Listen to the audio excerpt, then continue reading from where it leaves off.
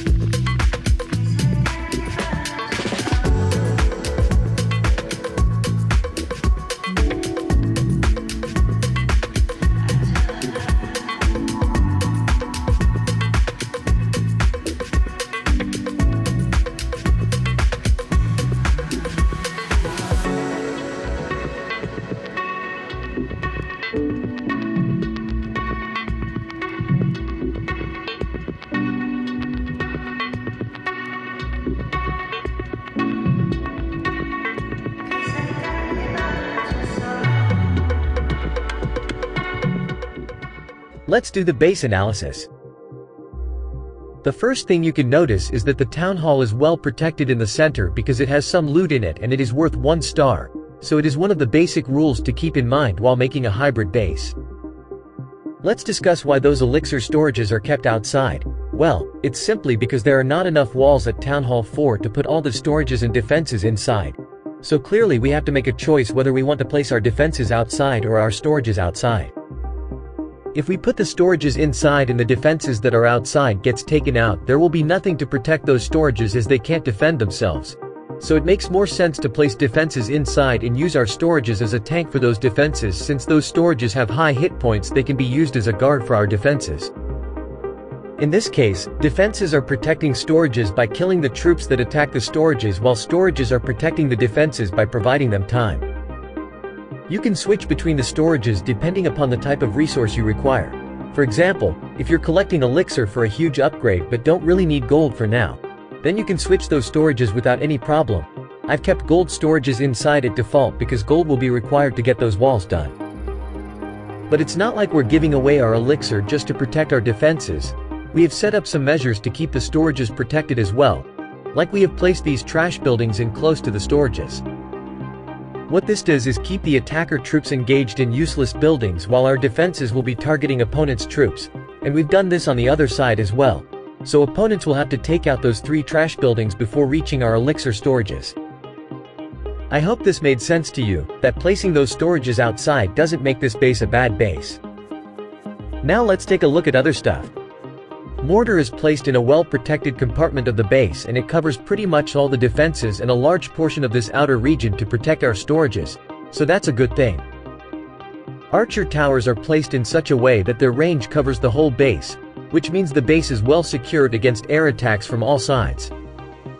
The air defense is placed in a well-protected compartment at the spot from where its range covers a large portion of the base, or you could say pretty much the whole base. Cannons fill the rest of the spaces in the base and provide a great balance to the base, which helps us in defending against ground attack armies. The clan castle, we've placed it outside, since we can't do the unlorable clan castle stuff here, as the base is too small, and the CC doesn't hold a lot of loot, so I don't think it's necessary to put it inside, especially at a lower town hall like 4. Let's take a look at the traps placement. I've been closely watching numerous attacks on this base over the past week, and based on my observations, I strategically positioned spring traps in areas that perfectly align with the pathing of enemy troops. If the opponent deploys giants, there's a high probability that they will trigger both of these traps. Those 2 small bombs are those for protection against spam attacks like Barch and Mass Goblin. Coming to the outer buildings, I've placed them alternatively, like I've avoided placing the same kind of collectors close to one another. I see most people not putting enough thought while placing those outer buildings, so they end up placing the same kind of collectors all together. These collectors become an easy target to attackers when placed together. Hence it is important to spread them out to make it harder for opponents to take them out. That's pretty much it for the base analysis. Let's head to replays. I'm gonna be straight up honest with you guys. This base will be more than enough on its own only if the attackers are attacking you without clan castle troops, but if they have something in their clan castle you'll be getting wrecked every time unless you have something in your clan castle for defense as well. That's why I always recommend lower town halls to have something in their CC for defense, as it's an integral part of the defense, especially at lower town hall levels. Now you guys can see replays to see how this base actually works. I've left a copy link for this base in the description. You can copy this base through the link, unless you want to copy it manually. That's pretty much it for this video. I'll see you guys in the next one.